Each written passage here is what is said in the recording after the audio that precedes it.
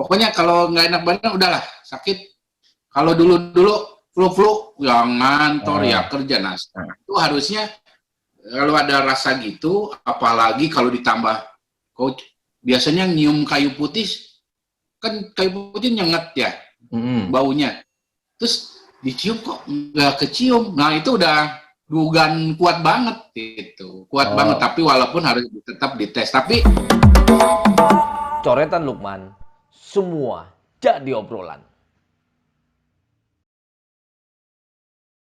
Oke, selamat malam guys. Assalamualaikum. Kali ini di Coretan Lukman, kali ini gua akan ngobrol bersama epidemiologi atau pakar epidemiologi dari Australia. Ini orang Indonesia sih, hanya di Australia kebetulan. Selamat malam. Assalamualaikum Mas Diki Budiman. Waalaikumsalam Mas Lukman. Alhamdulillah. Sehat ya malam minggu di sana? Ya, saya sih karena ini ya sepi lah. Di rumah aja. Di rumah aja. Di rumah aja. Oke, sama dengan slogan. Tapi di sini udah boleh keluar. Di sini nggak lockdown kan? Oh gitu. Aman di sini. Oke. Aman. Oke nih Bang, ini akan langsung aja. Ini di sudah hari Senin lalu diumumkan PSBB yang katanya ketat, tapi faktanya ya menurut gua sih jauh beda gitu. Ada kasus lagi, meninggal lagi aparat pemerintah DKI. Ini sebetulnya apa yang terjadi kira-kira untuk persebaran di Jakarta ini, Bos? Jakarta ini sebetulnya kalau bicara kondisi, ya sebagaimana sebetulnya tidak ada bedanya Jakarta, Surabaya, mungkin Bandung agak di bawah, atau Semarang, ya Jawa Tengah sebetulnya relatif sama, kondisinya serius, sama-sama serius. Cuma yang bikin COVID ini unik adalah pada lokasi yang atau wilayah yang memang masih didominasi usia dewasa muda yang belum banyak terinfeksi, ya umumnya merajalela di kalangan kelompok ini yang kita tahu secara umum mereka memiliki imunitas lebih baik dibanding kelompok usia lainnya, sehingga yang terjadi umumnya mereka nggak bergejala. Ngeliatin ada rasa yang berat gimana, jadi kayak merasa cuma nggak enak badan doang, nyeri badan, atau mungkin kayak flu. Padahal dalam kondisi seperti ini harusnya dengan testing, makanya testing itu penting tuh gitu, Bang. Jadi harusnya dengan kondisi Indonesia yang laju penyebarannya lagi tinggi, terbukti dari tes positivity rate yang sering di atas 15% belakangan ini, menunjukkan prevalensinya atau angka kasus di masyarakat tinggi banget sebenarnya. Sehingga orang tuh harusnya mikirnya, oh ini saya nih kalau gejala kayak flu kemungkinan saya kena COVID nih. Sampai dibuktiin sebaliknya gitu, Bang. Harusnya. Sehingga dibuktiin sebaliknya itu ya dites. Sehingga kalau berpikiran kayak begitu, orang harusnya cenderung diem aja di rumah. Kalau nggak enak badan, sakit, diem di rumah. Apapun, pokoknya kalau nggak enak badan udahlah sakit. Kalau dulu flu yang ngantor ya kerja. Nah, itu harusnya kalau ada rasa gitu, apalagi kalau ditambah coach, biasanya nyium kayu putih, kan kayu putih nyengat ya baunya. Terus dicium kok nggak kecium. Nah itu udah dugaan kuat banget gitu, kuat banget. Tapi walaupun harus tetap dites. Tapi dari situ aja kita udah harus, wah mending saya di rumah biar, atau kalau di kosan biar nggak ini orang lain, merugikan orang lain. Kalau lebih bagus lagi ngontak tenaga kesehatan untuk mau diapain. Nah, Jakarta ini kayak gitu, udah serius gitu. Jadi kalau mau dibilang harus diapain, ya Jakarta ini obatnya ya selain yang testing sekarang udah dilakukan, terus harus ditambahin pembatasan sosialnya tuh yang total sebenarnya. Ideal kalau bicara ideal. Total itu yang seperti apa? Yang semua dilarang-larang, berkeluar, aktivitas dikurangin, seperti awal-awal. Betul. Iya, seperti awal pun sebetulnya juga nggak total banget kan. Iya. Sebetulnya di awal juga kita lihat masih ada orang jualan, ada Iya, orang iya, iya, iya. mungkin karena juga nggak paham. Nah, ini harusnya Jakarta itu kalau bicara, saya bicara sama dengan ngobatin orang, Bang. Jadi kalau kondisi kesehatan masyarakat nih ya, wilayah ini lagi seperti kayak Jakarta ini, nah obat yang disebut dengan pembatasan sosialnya ini harus punya 3 kriteria, Bang. Oke. Dari sisi timingnya, ya timingnya tuh waktunya, Oke, yang waktu. ngasih obat. Ya kalau misalnya telat ya juga akan jadi lama nyembuhinnya. Atau terlalu cepat juga akan kurang efektif. Jadi harus timingnya tepat. Nah untuk timing Jakarta relatif tepat lah, nggak terlalu cepat, nggak terlalu lama. Kedua, dosisnya, Bang. Oke. Dosisnya itu total, transisi, atau kompromi gitu. Nah sekarang kompromi nih Bang masuknya. Oke. Nah sebetulnya harusnya total gitu. Dosisnya tuh dosis PSBB yang total. Nah juga obat dosis ini harus diminum barengan. Barengan apa? Jakarta sama wilayah-wilayah sekitarnya. Jabodetabek lah kira-kira ya. Jabodetabek sama yang di Banten sana, Betul. Tangerang. Tangerang. Dan juga termasuk daerah Rangkas Bitung tuh karena orang banyak. Nah ini harus barengan minumnya.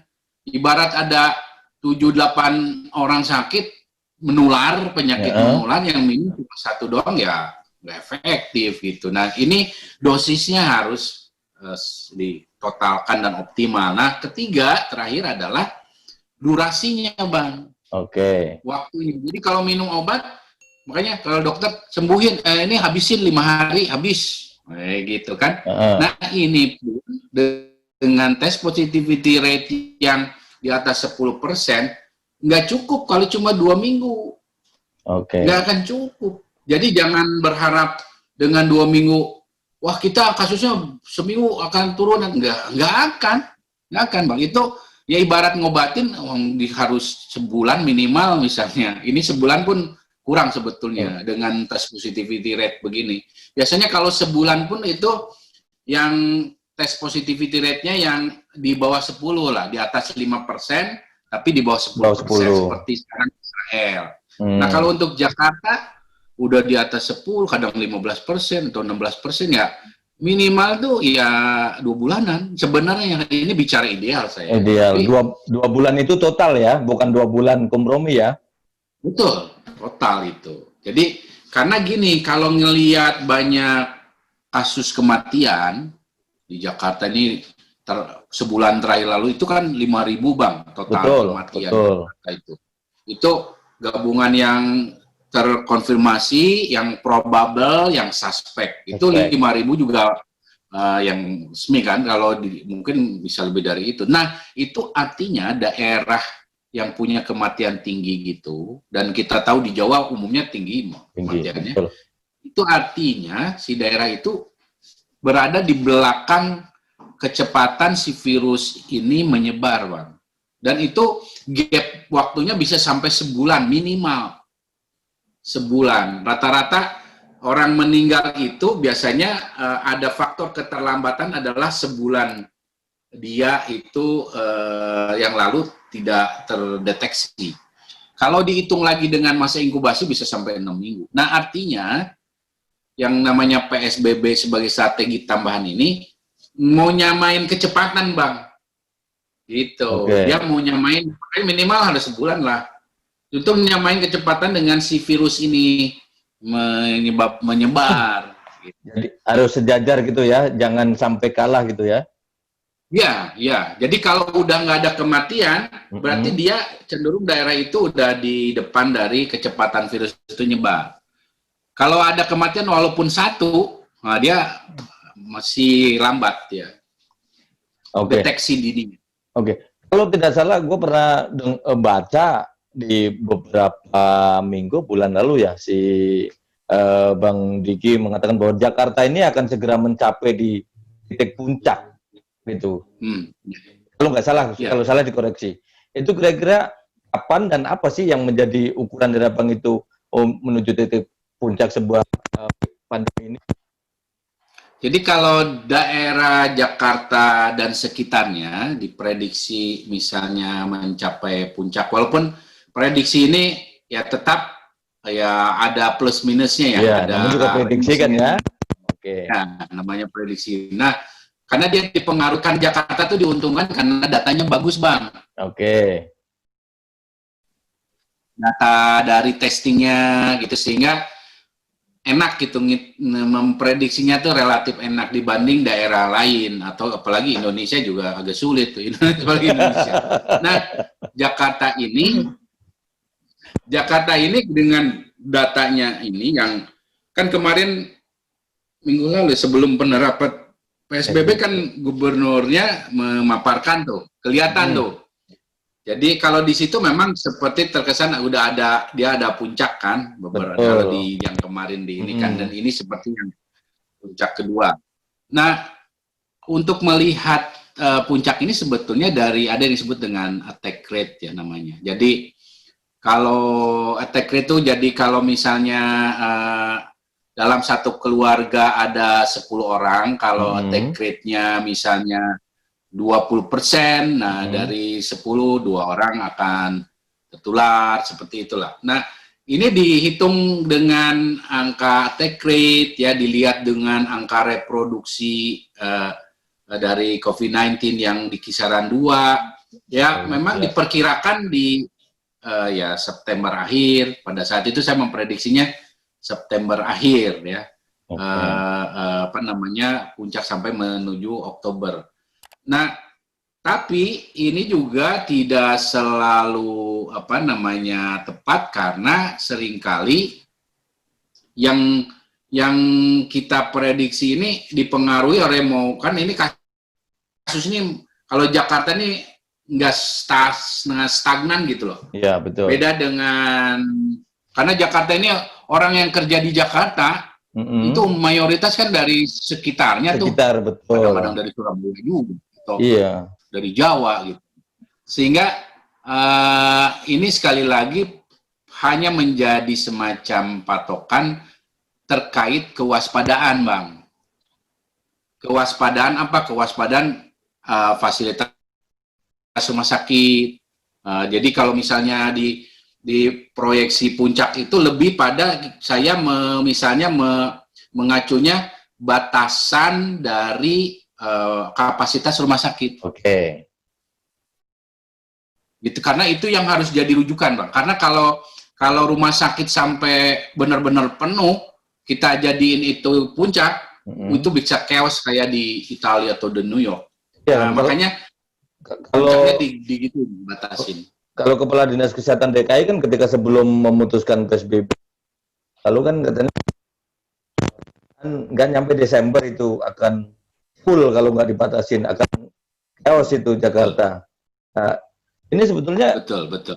Apa yang harus oke, pemerintah sudah melakukan langkah-langkah misalnya mengeluarkan kebijakan PSBB ya, meskipun ya dengan segala keterbatasan karena ada pendapat sana, pendapat sini, saya nggak ngomong protes lantaran ada yang tersinggung.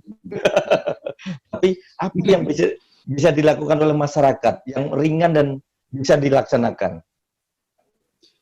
Jadi memang gini, memang kalau lihat, saya agak akan sedikit juga meluruskan pemahaman yang saat ini beredar bahwa, karena memang di awal-awal saya menyampaikan pengalaman pandemi sebelumnya, data riset bahwa memang ada peran 70%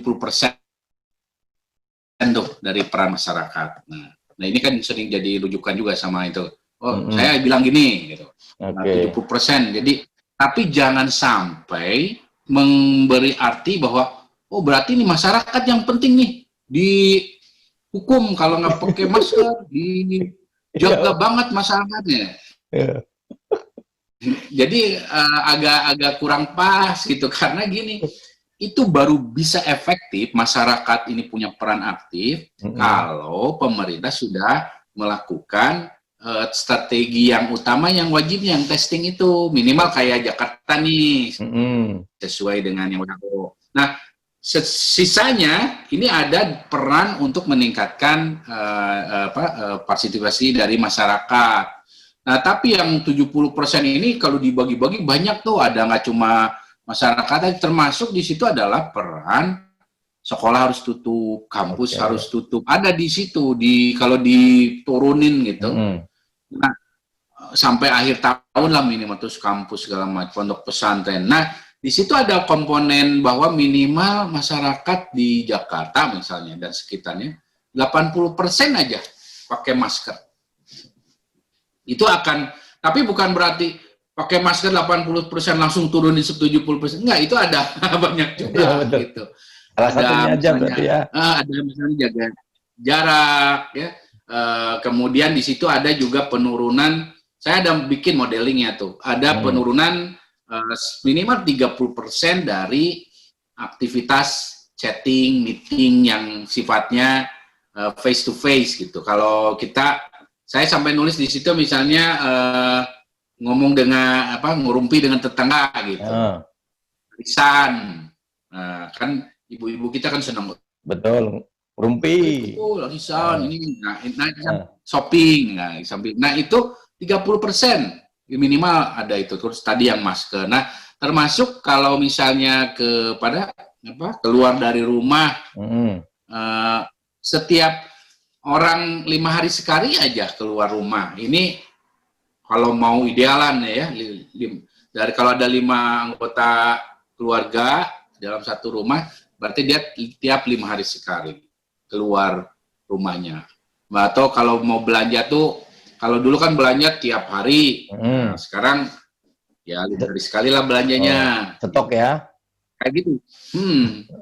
Jadi masyarakat, sebetulnya peran masyarakat yang enggak berat sebenarnya. Kalau mau ini tuh, dia membatasi keluar rumah kalau perlu banget. Terus kalau keluar rumah jangan lupa pakai masker. Terus jangan juga kalau ke pasar, kalau biasanya ke pasar, keliling ngobrol dulu kan. Yang membuat klaster pasar itu terjadi, kita itu bukan cuma masalah beda dengan di luar, kita tuh bukan beda. Jadi faktor sosial itu pengaruh banget, Bang. Betul. Jadi misalnya kita kan kalau di pasar udah kenal banget, jadi ngobrol dengan si penjualnya lama. Nah, ini yang harus dirubah kita, apalagi ini kan masih lama. Betul. Jadi paling cepat kita ini kan masih sampai akhir tahun depan. Nah, inilah yang masyarakat harus mulai ngerubah. Yang disebut dengan adaptasi kebiasaan baru itu sebetulnya harus diterjemahkan dalam konteks lokal masing-masing wilayah. Karena nggak bisa, kalau di Jakarta mungkin kita nggak kenal lah. Tapi kalau di Jawa misalnya, saya aja yang di Bandung, saya dengan pas pedagang pasar saya sampai sekarang kayaknya dia masih hafal sama saya. Kalau saya ini malah ngobrol gini kan. Nah, itulah di Indonesia. Jadi konteks dalam kaitan adaptasi kebiasaan baru ini harus terjemahin sesuai di wilayahnya. Oh, ternyata